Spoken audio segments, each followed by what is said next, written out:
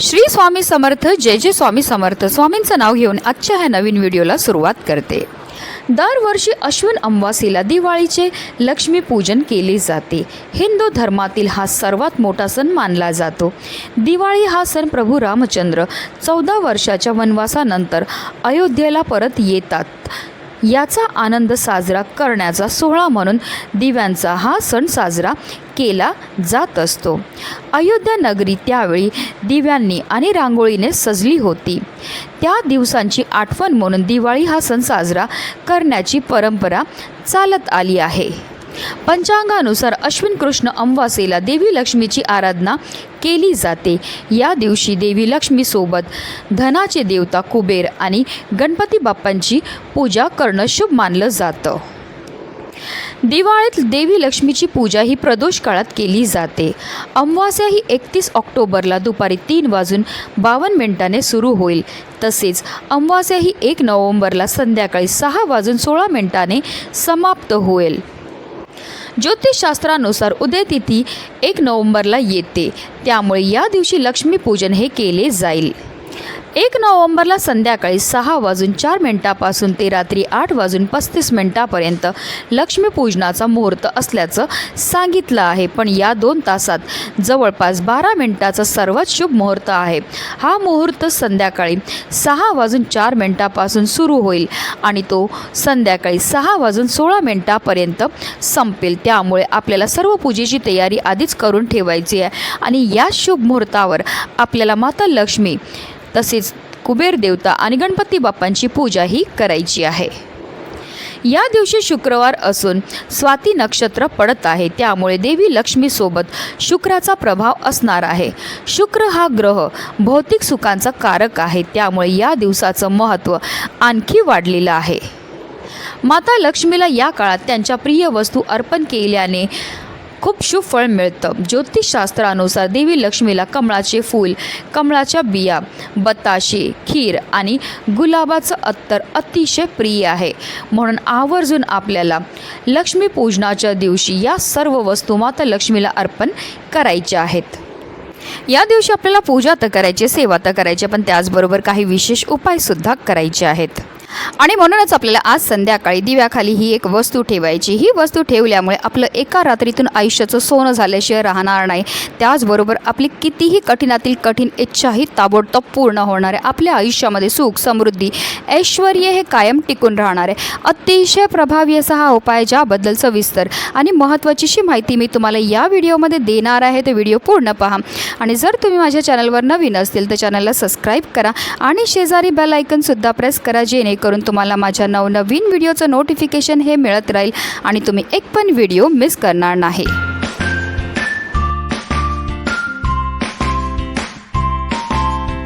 अगदी तुमच्यापासून माझ्यापर्यंत प्रत्येकजण खूप मेहनत करतो, खूप कष्ट करतो, जेणेकरून आपल्या आयुष्यामध्ये सुख समृद्धी नांदेल.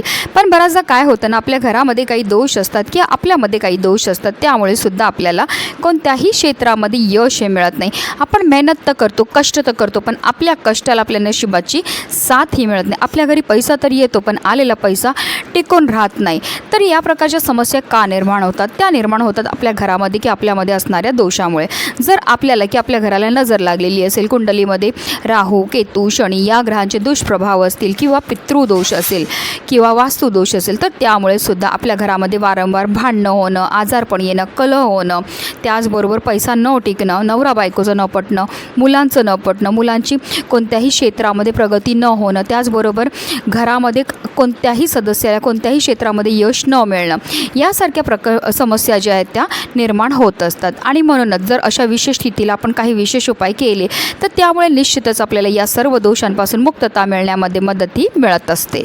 आता हा उपाय आपल्याला कधी करायचा? तर हा उपाय आपल्याला आज संध्याकाळी जेव्हा आपण लक्ष्मीपूजन करणार आहे तर तिथेच आपल्याला हा उपाय जो आहे तो करायचा. तिथेच असा हा दिवा लावायचा आणि दिव्याखाली आपल्याला ही एक वस्तू जी आहे ती ठेवायची आहे.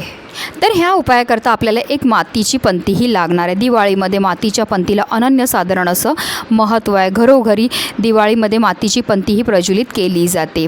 दिवा हा ज्ञानाचं प्रतीक आहे. दिवा हा तेजाचं प्रतीक आहे आणि ज्या घरामध्ये दररोज दिवा लावला जातो त्या घरामध्ये कधीही कोणत्याही प्रकारची नकारात्मकता राहत नाही, वास्तुदोषसुद्धा राहत नाही. अशाच घरामध्ये माता लक्ष्मी ही प्रवेश करत असते. तर आपल्याला माता लक्ष्मी आपल्या घराकडे प्रवेश करावी, तिचं अखंड आगमन आपल्या घरामध्ये व्हावं, ह्याकरता आपल्याला मातीची पंती ही घ्यायची आहे. आता ह्या दिव्यामध्ये आपल्याला 2 वातीची 1 वात करून लांब वात ही टाकायची. त्याचबरोबर हा उपाय आपण लक्ष्मी प्राप्तीकरता, इच्छापूर्तीकरता करत आहेत, म्हणून ह्यामध्ये आवर्जून आपल्याला शुद्ध गाईचं तूप हे टाकायचं आहे. आता आपल्याला काय करायचं, एक प्लेट घ्यायची. प्लेटमध्ये आपल्याला हळद, कुंकू आणि तूप एकत्र करून त्यापासून ह्या प्लेटवर एक स्वास्तिक हे बनवून घ्यायचे आणि त्या स्वास्तिकवर जे आहे आपल्याला हळद कुंकू अर्पण करून घ्यायचं आणि त्यावर आपल्याला मूठभर सातू हे ठेवायचेत. आता बऱ्याच जणांना प्रश्न पडतो सातू म्हणजे काय. तर सातू तुम्ही गव्हाचे पण घेऊ शकतात किंवा तुम्ही तांदळाचे सुद्धा घेऊ शकतात. आता तुमच्या घरी सातू नसतील तर जिथे पूजेचं साहित्य मिळतं तिथे सहज तुम्हाला 10 रुपयाला हे सातू जे आहेत ते भेटून घेणार आहेत. सातूला अनन्यसाधारण असं महत्त्व आहे. श्रावण महिन्यामध्ये आपण महादेवांना शिवामूठ सातूची अर्पण ही करत असतो आणि म्हणूनच आपल्याला हा जो सातू आहे तो त्या प्लेटवर ठेवायचा आणि त्यावर आपण जो दिवा तयार केलेला आहे तो प्रज्वलित करून ठेवायचा आहे. आता ह्या दिव्यामध्ये आपल्याला 1 लवंग, 1 हिरवी वेलची आणि 1 कवडीसुद्धा टाकायची आहे, कारण ह्या तिन्ही वस्तू ज्या आहेत त्या माता लक्ष्मीला अतिशय प्रिय आहेत. ह्या तिन्ही वस्तू ज्या आहेत त्या माता लक्ष्मीला आकर्षित करण्याचं काम करत असतात, म्हणून आवर्जून आपल्याला ह्या तिन्ही वस्तू ज्या आहेत त्या दिव्यामध्ये टाकायच्या आहेत. आता ही जी प्लेट आहे ती आपल्याला उचलायची आणि आपण जिथे महालक्ष्मीची पूजा मांडणार आहेत, म्हणजे लक्ष्मीपूजन जिथे आपण करणार आहेत तिथे ठेवायची आहे. त्यानंतर ह्या दिव्याला आपल्याला हळद, कुंकू, अक्षदा, धूपदीप, अगरबत्ती दाखवून घ्यायची, 1 फूलसुद्धा अर्पण करायचं आणि तिथेच बसून आपल्याला काही सेवा ह्या करायच्यात. आपल्याला 16 वेळा महालक्ष्मी अष्टकमचं पठण करायचं आहे. त्यानंतर आपल्याला हात जोडून मनोभावे माता लक्ष्मीला आपल्या आयुष्यामध्ये असणारे जे दुःख आहे, दारिद्र्य, दोष आहे ते दूर करण्याकरता मनोभावे प्रार्थनाही करायची आहे.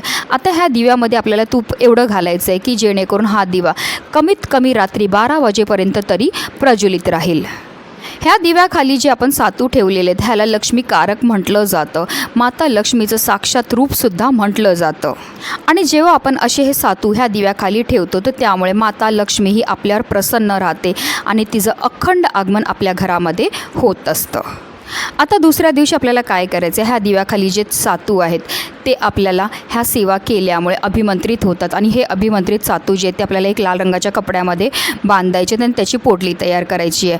आता ही पोटली जी आहे ती आपण आपल्या घराच्या तिजोरीमध्ये ठेवू शकतात किंवा अगदी तुम्ही तुमच्या पाकिटामध्ये सुद्धा ठेवू शकतात. अशी ही पोटली आपल्या पाकिटामध्ये ठेवल्यामुळे आपलं पाकिट कधीही रिकामी राहत नाही. आपल्या घरामध्ये धन येण्याचे अनेक मार्ग हे मोकळे होत असतात. त्याचबरोबर ह्या दिव्यामध्ये जी आपण लवंग, हिरवी वेलची आणि कवडी टाकलेली आहे ती आपल्याला काय करायचं आहे, तुळशीच्या मातीमध्ये पुरून टाकायची आपल्या मनातली इच्छा बोलून. अशा रीतीने आपल्याला हा उपाय जो आहे तो आज संध्याकाळी लक्ष्मीपूजनच्या वेळेस करायचा. अतिशय उपाय प्रभावी आहे. हा उपाय केल्यामुळे एका रात्रीतून आयुष्याचं आपलं सोनं झाल्याशिवाय राहणार नाही. तसेच आपली कितीही कठीणातील कठीण इच्छा ही साक्षात माता लक्ष्मी पूर्ण करणार आहे. म्हणूनच व्हिडिओ जास्तीत जास्त लोकांपर्यंत शेअर करा. श्री स्वामी समर्थ. जय जय स्वामी समर्थ.